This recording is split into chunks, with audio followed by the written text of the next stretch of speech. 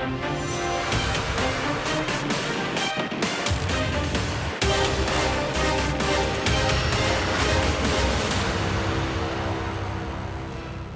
قطر کې د افغانستان او پاکستان ترمنځ مذاکرات لومړنیو نتیجو ته رسېدلي او د دواړو هیوادونو ترمنځ پر اوربند توافق شوی دی. د همدې موضوع په اړه بحث لرو. په بحث کې راسره میلمه د اقتصادي چارو شنونکی ښاغلی عیسی مبارز دی. مبارز صاحب، تاسو ته هرکلی وایو، ستړي مه شئ. په پیل کې راته همدا ووایئ چې له اوربند وروسته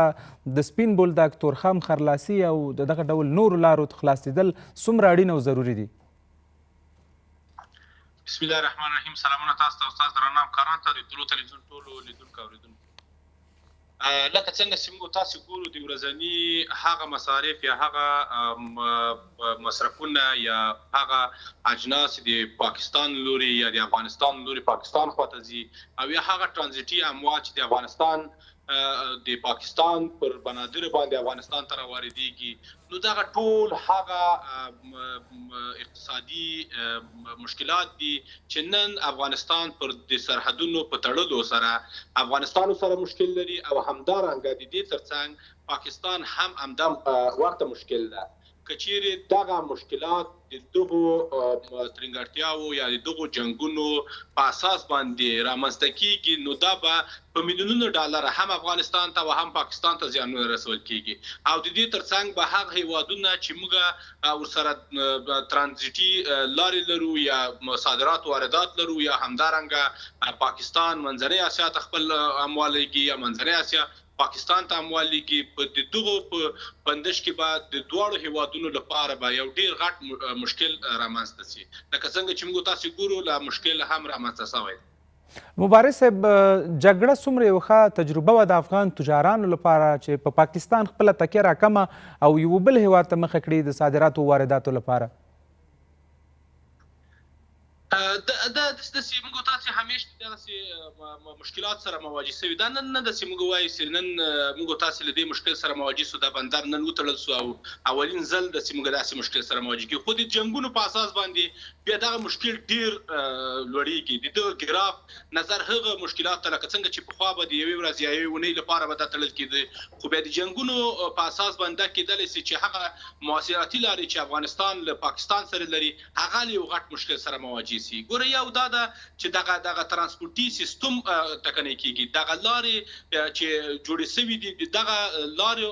مشکلات رامنځته کېږي، نو بیا دا اوږدمهاله کېږي. د اوږدمهاله لپاره موږ تاسې اوس پخوا هم دا پالیسي درلودله، اوس هم دا پالیسي لرو چې ټولو هیوادونو سره موږ یو ښې اړیکې لرو، اقتصادي اړیکې، او پر دغو اړیکو باندې موږ کولی سو چې ډېر اموال چې پخوا به موږ تاسې نرخونو کې تفاوت راته، د خلکو به نسو کولی، توان د به نه درلوده چې یو څه واخلي، نو خلک به دا کول چې موږ تاسې باید هلته توافق کړی وای، باید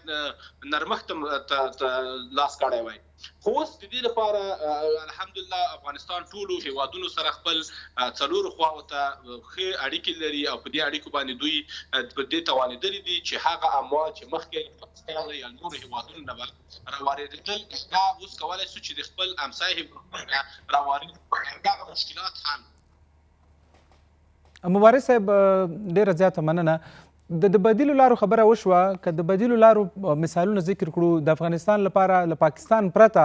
کوم هیوادونه او کوم بندرونه ډېر زیات مهم کېدلی شي تر څو هغه تجاران چې دلته د دروازې له بندېدو سره له ستونزو سره مخ کېږي په نورو هیوادونو کې یا په نورو لارو کې ورسره مخامخ نه شي؟ اول خو بهتره خبره دا ده چې موږ پر داخلي تولید باندې باید فکر وکړو. لکه څنګه چې ګورو د سمنټو قیمت لوړېږي، د غذایي موادو همدارنګه د دواو درملو قیمت لوړ سو، نو پر دې سره کول موږ تاسو له ټول نه دا ښه خبره دا ده چې په داخل د افغانستان کې تولید لوړ سي. لکه څنګه چې موږ تاسو هر ورځ وایو چې د سمنټو فابریکې فعاله سولې، یا بعضې خصوصي شرکتونه یا دولتي شرکتونو د په دې برخه کې پانګونه وکړله، خو دغه پانګونه مؤثره تمامه نه سوله. دغه مشکل د موږ تاسو چې اوس سره مخامخ سولو، دا قیمتونه لوړ سره، دا قیمتونه اول باید په داخل کې کنټرول سي. بهترینه لاره دا ده چې په داخل د افغانستان کې تولیدات باید وي. وروسته کله چې دغه تولیدات په داخل د افغانستان کې وي او افغانستان وکولی سي دغه خپل مشکل له داخل نه حل کړي، او کوم چې موږ تاسو واردات ته ضرورت لرو، نو د چابهار بندر ده، منځنۍ اسیا ده، هغه یو کمربند یو لار دی چین دا چې کدوغه سره موږ تاسو بیا تړاو پیدا کړو که څنګه چې لرو یې خو دته که موږ تاسو پراختیا ورکړو پر دې باندې کار وسی پانګونه وسی پانګوالو سره جوړ سي همدارنګه د موږ تاسو ډیره تجاران توجه دی لارې تاسو نو بیا موږ تاسو کولای شو چې د امیش لپاره موږ تاسو له پاکستان خلاصو او له دغه هیوادونو سره به موږ تاسو هغه همکاري راکړې ورکړې سیاسي اقتصادي د ټول سره پیل کړو خو زه دا وایم چې بهتره خبره دا ده چې داخلي تولید وروسته بیا تر دې پاکستان هم باید پر دې باندې پوه شي که څومره افغانستان ته دوی ضرر رسوي له هغه نه درې چنده دوی ته ضرر رسول کېږي هغوی د خپله ملای ماتي دوی اقتصاد خرابېږي ډېر به اقتصادي مشکلات سره مواجه شي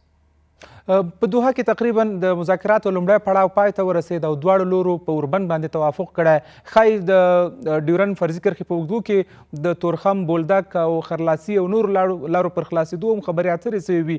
راتلونکي پړاو خبرې په ترکیه کې ټاکل شوي چې وسي ستاسې په نظر څومره اړینه ده چې اسلامي امارت یا افغان حکومت په دغه مذاکراتو کې د ډیورنډ فرضي کرښې په اوږدو کې د دروازو د نه بندېدو موضوع یا د تجارت موضوع له سیاسي وضعیت څخه راوباسي او له پاکستان څخه داسې یو تضمین واخلي چې تجارت به نه سیاسي کوو او د جګړې پر مهال یا که احیانا بیا هم داسې یو څه راپېښېږي د دروازو د تړل کېدو مسله به نه پکې یادېږي ګور همدغه ډیره بهترینه خبره ده موږ تاسو باید یو ستراتیژیک پلان ولرو هغه پلانونه چې هغه د افغانستان اموال اجناس هغه موږ تاسو صادرات لرو د صادراتو د بندېدلو په خاطر او د موږ تاسو داسې صادرات دي چې هغه په ډیر کم موده کې هغه له منځه ځي وګورئ تاسو میوه مثلا میوه د تازه سبزیجات دي دغه د اوس موږ تاسو د دې تولید محصول تولید لرو او دغه تولید کې چیرې دغه هیواد ته ونه رسول شي نو موږ تاسو ډیر غټ اقتصادي مشکل سره مواجه کیږو د دې لپاره موږ تاسو باید داسې یو قرارداد تړون یا داسې یو انداز دوی سره داسې مخامخ سو چې پر دې لار باندې د تړل کېدلو هغه لاملونه باید معلوم شي او که چیرې موږ تاسو سره سیاسي مشکل لري نو سیاسي مشکل تاسو به نورو لارو حل کولی شو خو اقتصادي لارې باید همیش پرانیستل شي همیش افغانستان وکولی شي خپل اموال محصولات نورو هیوادونو ته صادر کړي او پاکستان هیواد ته صادر کړي چې موږ تاسو ګورو نن د افغانستان هغه محصولات چې پر دې بندر کې بند پاتې شوي دي په هره لاره باندې که خرلاسي ګورئ که تاسو د تورخم لاره وګورئ سپین بولدک وګورئ نو پر دې کې موږ تاسو له ډېرو غټو زیانونو سره مواجه شولو همدارنګه هغه تجاران مداخله دا ده چې تاسو به د ترانزیتي اموال چې له نورو هیوادونو نه د کراچۍ په بندر باندې راځي تاسو نور بدیل لارې چې هغه د چابهار بندر انتخاب کړي او د دې ترڅنګ دلته د موږ تاسو د چارواکو لپاره بهتره خبره دا ده چې ډیر تاکید پر دې وکړي چې دوی داسې قانع کړي یا دغه هیوادونه چې منځګړیتوب کوي دوی ته داسې ویل شي چې پاکستان باید دې ته قناعت وکړي یا قناعت ورکړل شي او دې ژمنه واخیستل شي چې تر څو پورې په آینده کې د افغانستان سره داسې کړنې ترسره نه کړي که چیرې ترسره کوي نو دوی باندې خاصې جریمې وضع کړي لکه څنګه چې موږ تاسو قوانین لرو بینالمللي قوانینو ته باید دوی معرفي شي هسې محکمو ته باید دوی معرفي شي چې دوی پوه شي چې د افغانستان سره څوک دغسې عمل ترسره کوي باید دوی عکس العمل ډېره زیاته مننه مبارک صاحب ډېره مننه کور مودان